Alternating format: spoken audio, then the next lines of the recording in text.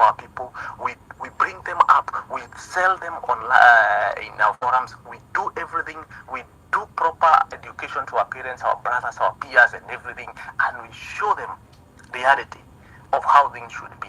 Whenever you go to these Western countries, for those of you who have traveled, all those things that you see, we are denied that because of this kind of way of doing politics, where people pay their way up and they have to maintain that so that they can be able to please those people who propelled them to those places. Thank you so much. Mkenya Daima, kindly. Yes, okay. Please give me a second. This is totally off topic, but I would like to point out something. Today, Edgar, please, I'm sorry, forgive me for saying this, but today marks exactly 1 month since Edgar was abducted. Personally, let me just say sorry for that, and also I would like to kindly request Edgar and even the rest who have gone through that very bad ordeal to kindly, you can try to seek for therapy sessions, please, for the sake of your mental health. And please, if we have a therapist listening in the space, kindly reach out so that at least you can offer your assistance. I've been depressed before, so I know how this can drain somebody. I think perhaps in person somebody cannot understand the extent at which, if you are abducted, what you go through, how you are tortured, and the rest. But it can really drain someone mentally, physically, emotionally, spiritually, everything. So kindly, Edgar, we are sending you our hugs, even if most of us don't know you in person. But please, we are sorry. And if you can seek therapy session, that would be good. Let us be our brothers keepers. Let us check on each other, even if we don't know each other. So kindly, somebody must be going through something, and we may not understand the extent of the damage. So again, any therapist in the house, kindly reach out. Thank you so much. Okay, just to add a little bit on how bad the situation is. Up to date, if you go to Kamkuji police station right now, they are still holding Edgar's phone. His phone has never been released. The file has been there dancing. The date he was supposed to be taken to court, that was never effected, and it has just been back and forth. But luckily, Edgar's as a lawyer right now has been pursuing the case. The only crazy part is his phone has never been released up to this day that we are speaking. Go to Kamkuji police station, go and confirm Edgar's phone is still there. That's how bad the situation is. But I think it's a matter he decided to, he has also captured it in his book about his abduction, which I believe it should be out soon. And I'm grateful that I also called out that in the book. Yeah, and thanks for that. You, Anita, kindly jump in.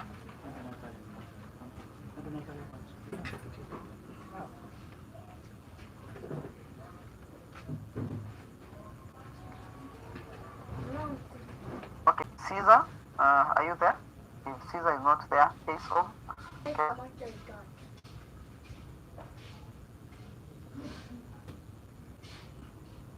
Anita, mnamsikia?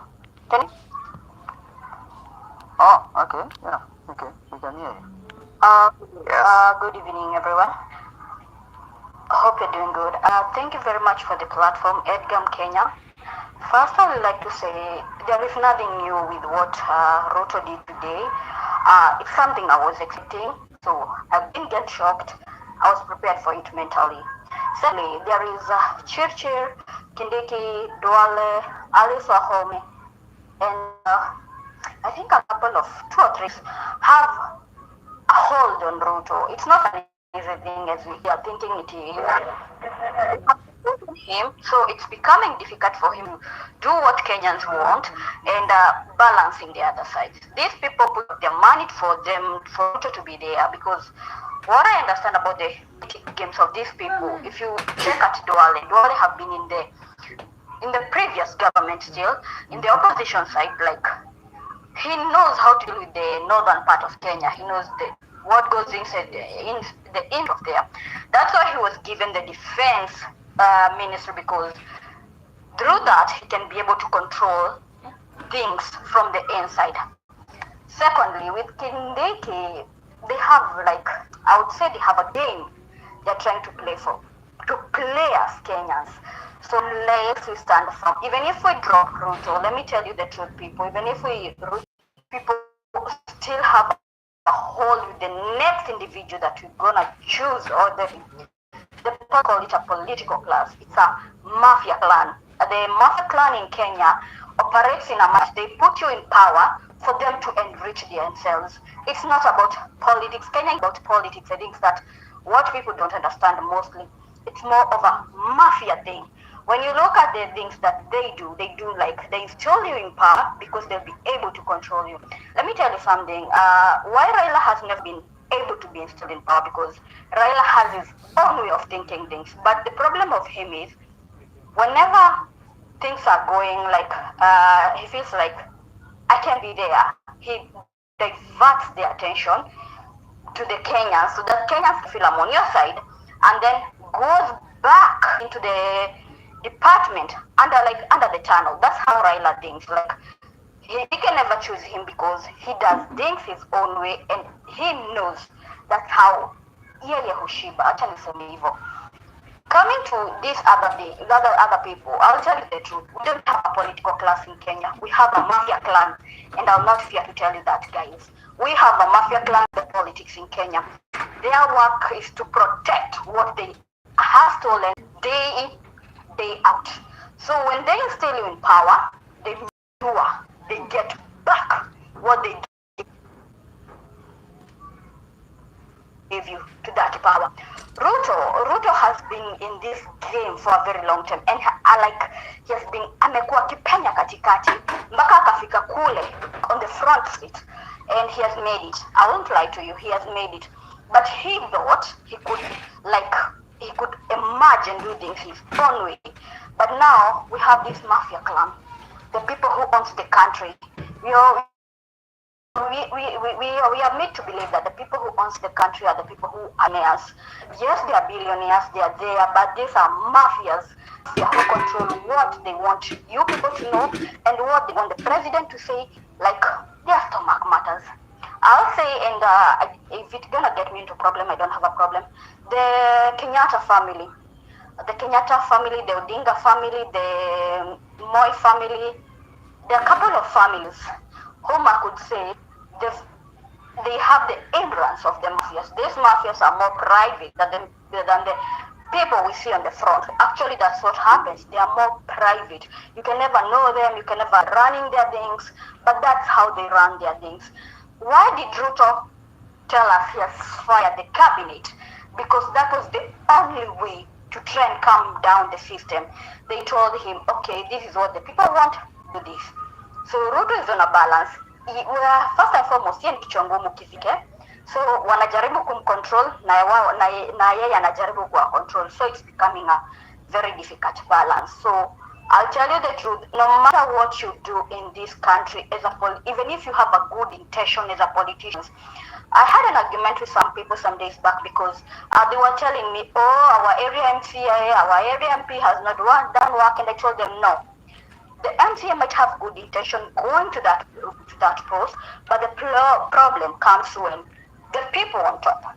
I'll give you an example with the saga with Kimani Wamatangi. Like, he's my governor. My area MC has been having issues because of people complaining, oh, Jajenga Barabara, you've not done this, you've not done that.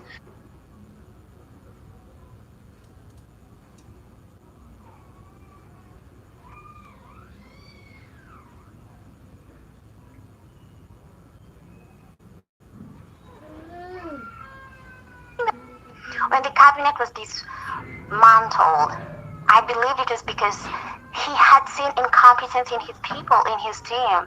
The fact that he goes there and re-elects some of those people who are so incompetent just to push the agenda that he has and maybe to try to reward his political allies, I'm shocked. He is taking Kenyans for a ride. And he's the kind of person who does not give up. He's the kind of person who has power in his head. So he feels like he put himself there. And that's the biggest problem we have in Africa, and more specifically back home right now. Because we see these people, they're elected, instead of pushing the agenda of the Kenyan people, they have their own interest at heart. He goes ahead to try.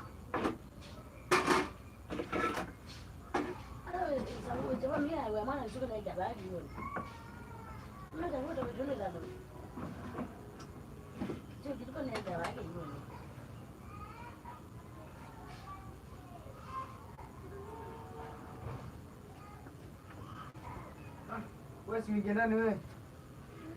Eh?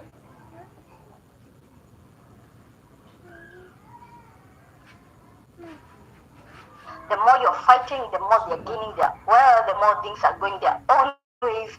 That's how they rely. And how do they do this? They control the people, the mafias in their own country, the mini mafias.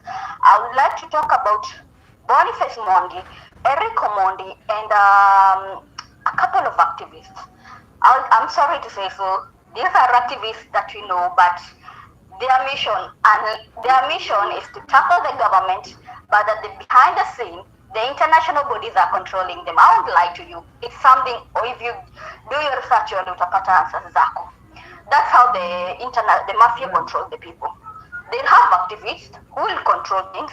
But let me tell you, have you ever asked your question? Time and time again, Boniface Mwangi is always like, hatutaki hii serikali, haifanyi vile ninataka, it's not going this, it's not going that. Why is it that Boniface Mwangi hajaifinywa vile kunafaa?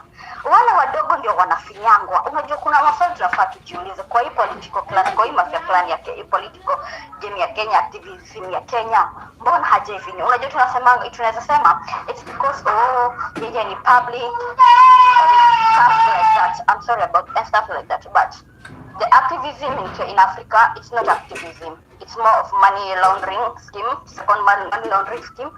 It's the mafias working in Kenya, the likes of Kindiki, the likes of Duale, the likes of Musalia Mudavadi, those political classes you find in Kenya. It's more of the mafia talking, dealing with activism, because they feel like ndio maana mnapata Boniface Mwangi akiwaambia mkienda State House hiyo ni kifo. Kwa nini? Atawaambia mkienda State House hiyo ni kifo kwa sababu ashaambiwa wewe umefika hapa ufai kupita. Parliament mnaweza fika, but hapa ndipo hamfai kufika. Let me tell you one thing, the moment people occupy State House, that will be the end of the current regime in Kenya, the government in Kenya, because that means the international bodies will have to step down. So you, Boniface Mwangi, the rest are trying to warn you. Hata kama unaosha, we are there with you. Lakini wanawaambia occupying State House is ifo. Kwa sababu gani? Wanajua mkioccupy State House mmeshamaliza zile the main thing.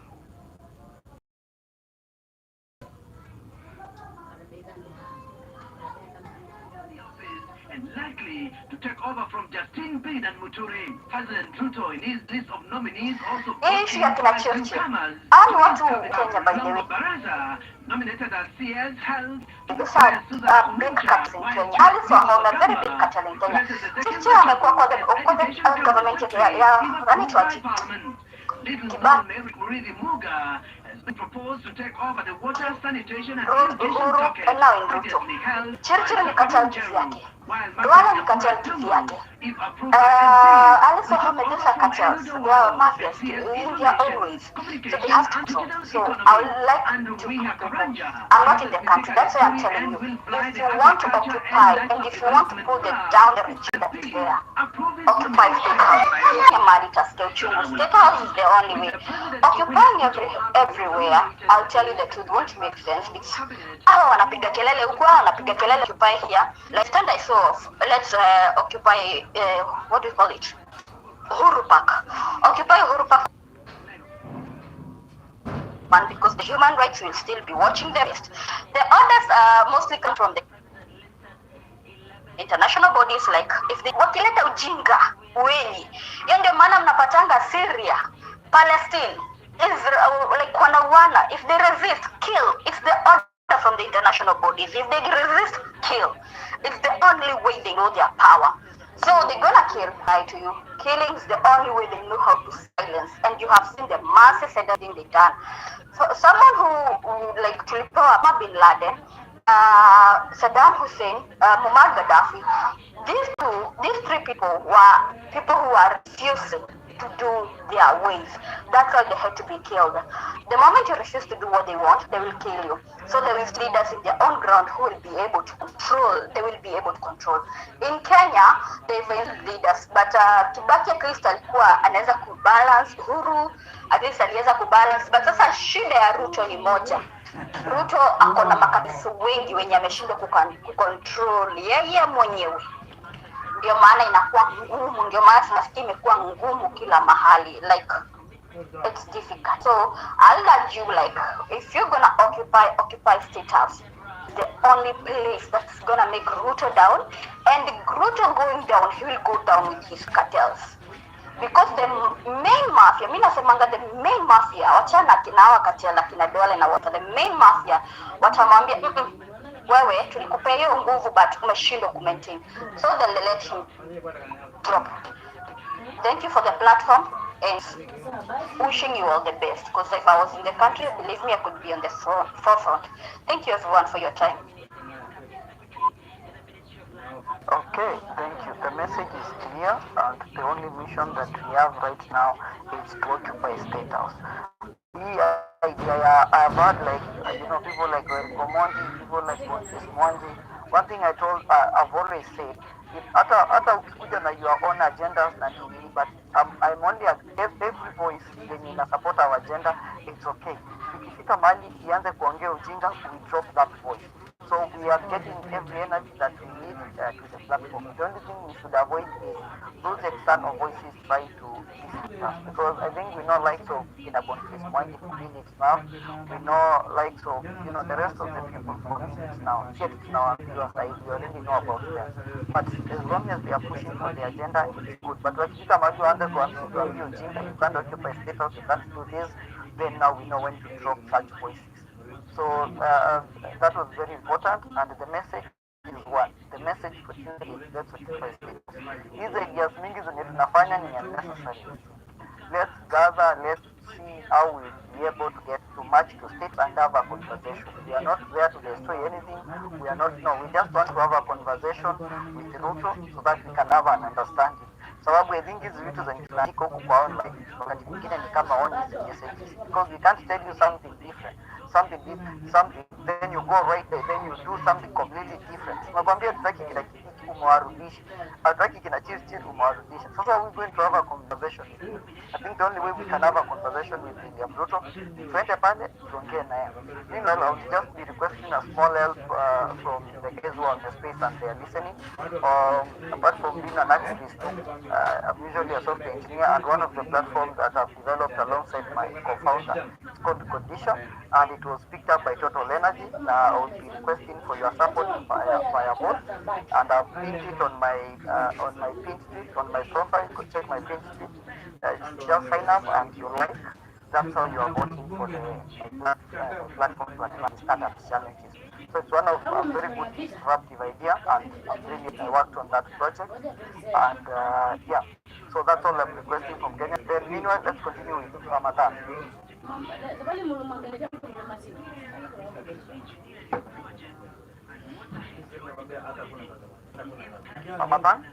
Ramadan, kindly jump in.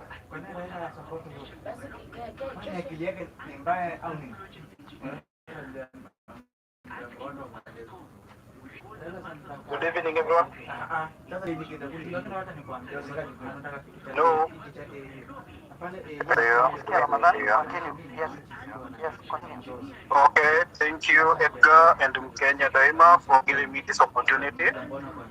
Okay, I'm just going to speak for just a few to try to understand. First of all, if there is anyone that is more angry is me. Reason why? Ruto, he has shown us a middle finger in a way that, something that comes in my mind is that Okay, in another way, you said that you have hit the call of the Gen Z